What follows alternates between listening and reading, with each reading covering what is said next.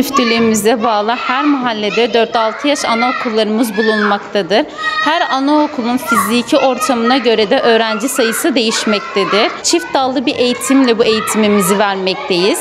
Haftada bir tüm hocalarımızla bir araya gelip haftalık ders programımızı hazırlıyoruz ve bu ders programına göre öğrencilerimizle derslerimizi yapıp işliyoruz. Değerler eğitiminde Kur'an-ı Kerim, adab dersi, peygamberler tarihi, siyer dersini vermekteyiz. Kur'an-ı Kerim'de çocuğun yaşına göre Kur'an harflerini veriyoruz.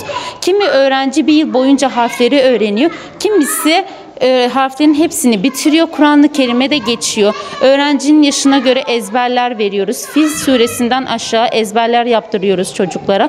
Adab dersinde de çocuğun günlük hayatında yapmış olduğu şeyleri veriyoruz çocuğa. Bir kapı çalma adabıdır, bir tuvalet adabıdır, yemek adabıdır.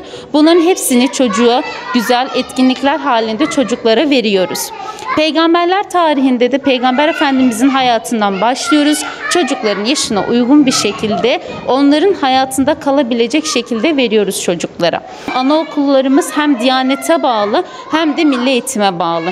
Milli Eğitim anaokullarında verilen tüm dersleri okullarımızda da veriyoruz. Her hafta bir renk, bir hayvan, bir bitkiyi çocuklarla birlikte işliyoruz ve bunlarla ilgili etkinlikler yapıyoruz çocuklara.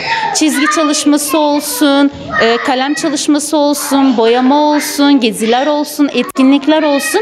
Çocuklarla birlikte bunların hepsini yapıp eğitimimizi bu şekilde yürütmekteyiz.